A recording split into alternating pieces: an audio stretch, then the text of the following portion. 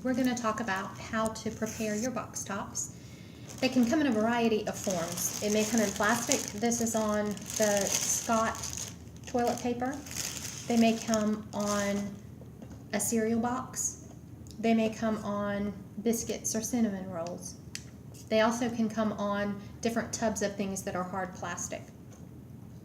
On some you may have the regular ones and also the bonus box tops, so make sure to look for both. You also may need to hunt for them. Sometimes they'll be on a box here, sometimes they'll be on a box on the flap, so make sure to look closely. They're also a lot of times on a bag of Chex Mix or a bag of, I think it's Old El Paso, the seasoning, the taco seasoning, so make sure to look on everything. There's also a list that we provide, a link where you can go and find all the different products that it's on. So when you're doing it, if it's on a piece of paper like this, a lot of times if someone is doing it for you, or if your kids are taking them off, they'll just cut them off in big chunks like this and lay them on the counter, or give them to you paper clipped together. If it's a friend, you want to trim it down. If you hand it in to us like this, and you're over a certain percentage of yours like this, you'll be charged extra postage. We have to pay for postage and we divide it between everyone. So to be fair, when there are any that come to us with extra around it or that aren't peeled, and I'll show you how to do that in a minute, then there's extra postage. We realize that not all of them can be peeled. There are some like that are hard plastic that are just going to be thicker. So we allow a grace for that. There are certain amount for every amount you turn in that can be over where you're not charged extra.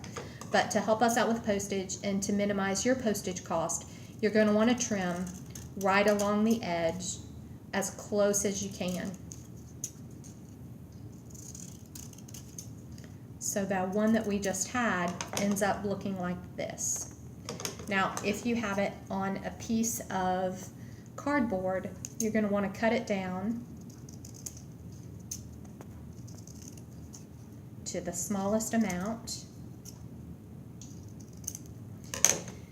And if you try to bend it, you're not going to be able to bend it with just 2 fingers without making it crease.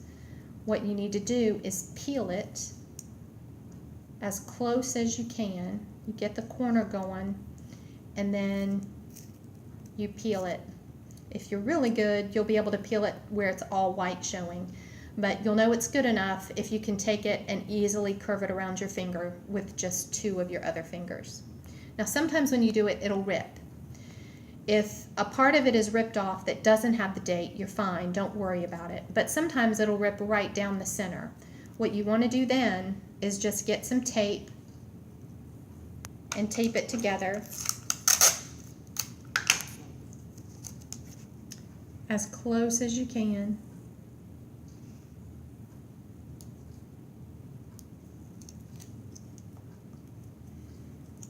And then after you've taped it together, you can cut it down. The tape is not going to add a significant amount of weight, and you're not going to be taping all of them, so don't worry about that. You're going to want to cut it as close as possible. So there we have all of those cut down. Now the one thing you want to be careful of with plastic is it's really easy for them to stick together. So when you're putting them in the bag, you want to make sure that they're not sticking together, and that you know how many that when you're counting them. If they stick together, you want to be careful of that. As you're looking at these, there's a couple things you want to do. You want to make sure that you check the date, make sure the whole date is on there. Make sure the month and the year is on there, but also make sure that it hasn't expired. That's going to change for each session, and the information that we send out will tell you what date is good. So make sure to look for that, and make sure that all of your box tops are a valid date and that they haven't expired.